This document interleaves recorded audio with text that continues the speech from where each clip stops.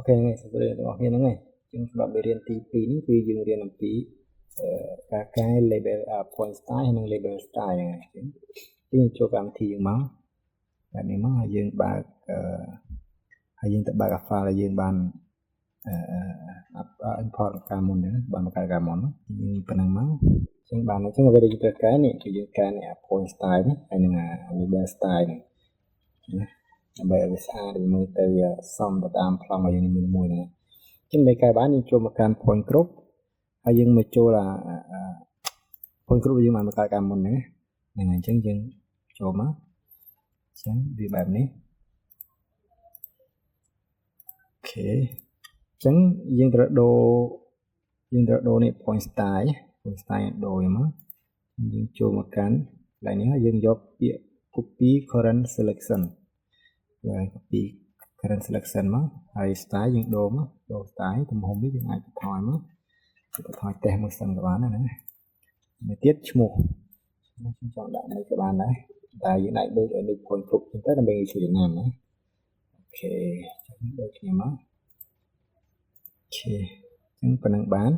chúng ta tại dừng thì mới đôi chúng thì pin đồ marker ấy là dừng style bảo mặc hồi những đồ mà hay đừng thì bấy tự tầm hôm bảo style đấy dừng đồ đấy phần năng nói dừng ok apply ok bán đấy tôm tiết khi đặt bây giờ apply đấy đặt bây giờ applyคือโตchứ hình rùmโตnhư thế cho nênคืออะไรlà label style point style nhéนี่อะไรเนี่ยซึ่งbây giờ trong cái và sau này dương mưa khơi đấy thì tôi page nhưng trong cái cho một cái này đó phần này là lượng này dương vô cái edit current selection bình nhé chứ giờ bây giờ trong bạn thông tích dương ta làm người bình nhé giờ đã lấy giờ xin cho xuống cho chụp làm này thông định nó bàn này thế này chỉ này ហើយមួយទៀតតើ point label style ហ្នឹងគឺយើងត្រូវថយទំហំនេះថយទំហំកុំឲ្យវាធំពេកហ្នឹងជាងដូចគ្នាយើងចូលនេះដែរមកហើយយើងយក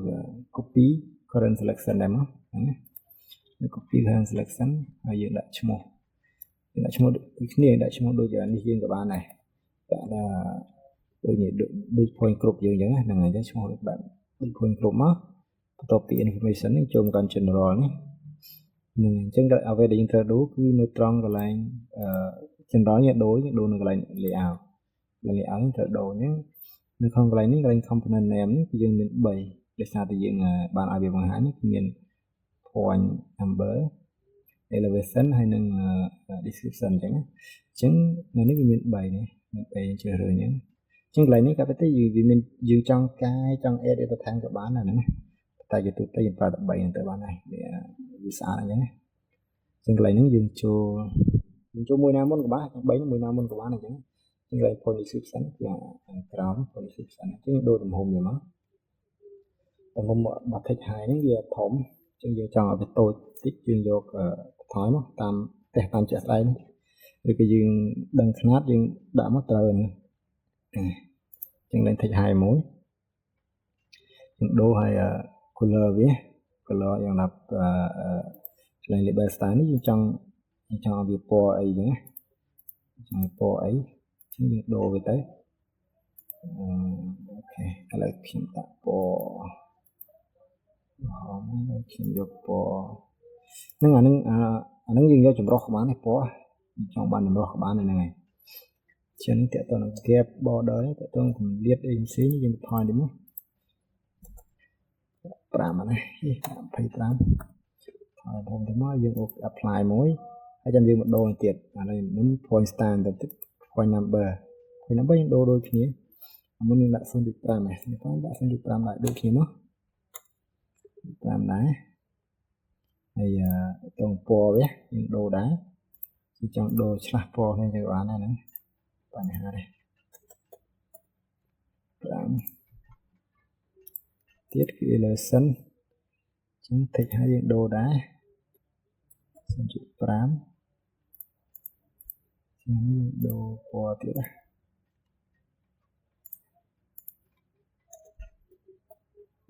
5ជាងអូខេហ្នឹងហើយអញ្ចឹងយើងឆែកឡើងវិញមក description ប្រមាណ5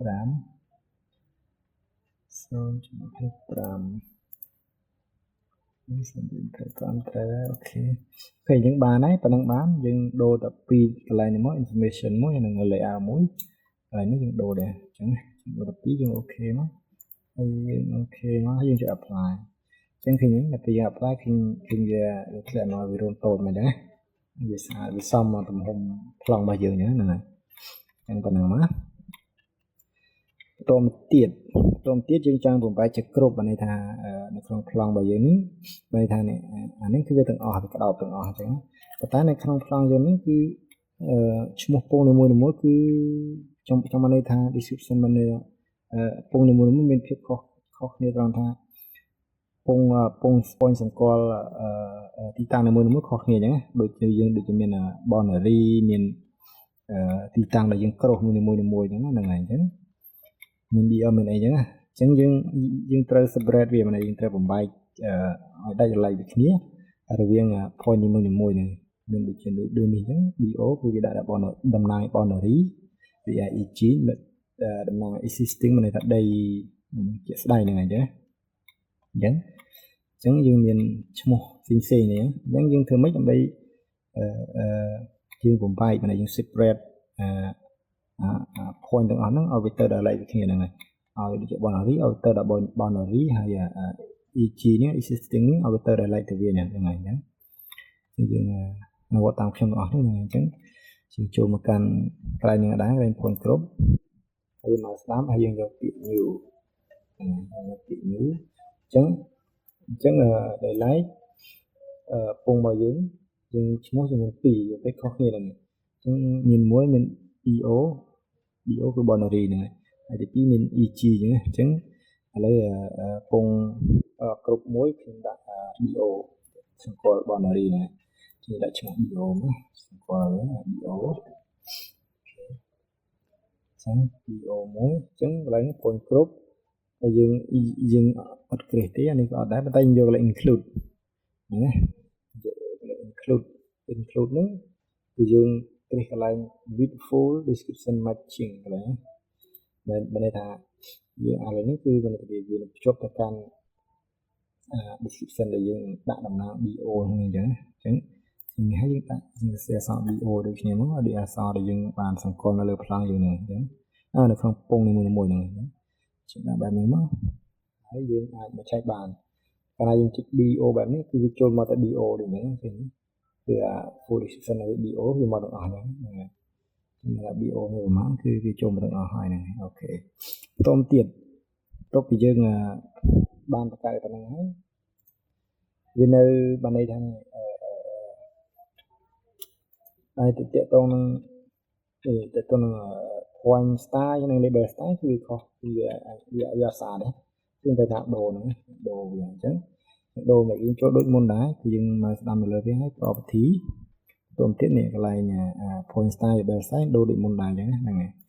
ជាងកន្លែងនេះខ្ញុំអាច copy នេះសិនយកខ្ញុំខ្ជិលនេះសិនមកអញ្ចឹងបែបនេះគឺយើង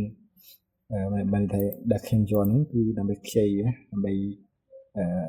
ខ្ចីក្នុងដែលយើងបានបង្កើតមុនហ្នឹងកុំឲ្យបាក់យើងបង្កើតឡើងវិញអញ្ចឹង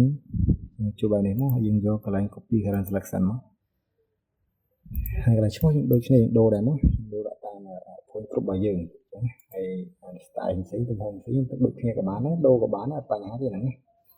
យើង apply មកដូរអូខេហើយកន្លែងនេះដូចគ្នា BO យើងដាក់ BO មកយើងដាក់វាដូចដែលយើងហ្នឹងហើយបន្តទៀតយើងដូរដូចគ្នាកន្លែងហ្នឹងគឺយើងតែពិតយើងអាចដូរបានហើយទំហំក៏បើយើងអាចដូរវាចង់បានថាពេលដែលពណ៌ផ្សេងៗដូចគ្នាយើងពិបាកមើលយើងអត់ដឹងនេះអញ្ចឹងយើងដូរឥឡូវខ្ញុំដូរឲ្យវាទៅដូចគ្នាទាំងអស់ហើយថានេះឲ្យវាទៅជាពណ៌មកយកទៅមកពណ៌អញ្ចឹងពេល label style វាឲ្យវាទៅជាមកពណ៌បានហើយដើម្បីយើងងាយស្រួលចំណាំអូខេទៅយើងដឹងជាអញ្ចឹងហ្នឹងហើយអញ្ចឹងបានអញ្ចឹង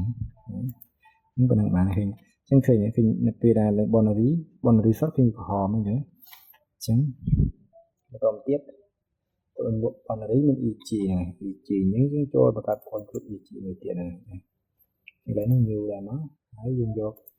ឈ្មោះវាដាក់ EG មកដាក់ដូចឈ្មោះយើងហ្នឹងហើយ include នេះគឺយើងដូចគ្នា create បែបនេះមក EG best យើង apply មួយហើយយើង point នេះចឹងយើងឆែកមើលឃើញ EG ប្រហែលមានប្រហែលវាចូលនៅទាំងអស់អញ្ចឹងណាpotomទៀតយើងត្រូវការដូរយើងត្រូវការដូរនេះដូរ point style និង label style អូខេអញ្ចឹងយើងដូរ point style និង label style មកចឹងយើងដាក់ថា EG ហើយ marker យើងទុកអត់ដែរមកយើងបាច់ដូរទេមកទៀតអានេះដែរ2លើនេះយើងដាក់ EG ដែរណោះហើយឈ្មោះហើយ layout យើងដូរពណ៌ដើម្បីងាយស្រួលមើលឲ្យវាខុសគេអញ្ចឹងហើយថាឲ្យទៅពណ៌បៃតងទាំងអស់មើលងាយស្រួលមើលហ្នឹងកុំឲ្យច្រឡំគ្នាហ្នឹងយើង apply មកapply ឃើញចឹងឃើញចឹងមួយទៀតអញ្ចឹង point style point style នេះគឺយើងអាចដូរពណ៌ឲ្យបានដែរហ្នឹងចឹងយើងដូរពណ៌វាចូលមកកាន់ហ្នឹងឥឡូវEGDC ខុសបាត់នេះអានេះយើងកែបានទេណាយើងកែវាចូលមកកែEG ហ្នឹងហើយនេះយើងចង់កែ style ចង់ដូរពណ៌អានេះយើងអាចដូរពណ៌បានហើយចឹងមេ marker ហ្នឹងឯង marker ពណ៌ក្រហមmarker ពណ៌ក្រហមហ្នឹងយើងដូរយើងចង់បានពណ៌អីយើងនៅខ្ញុំយកពណ៌ដូចហ្នឹង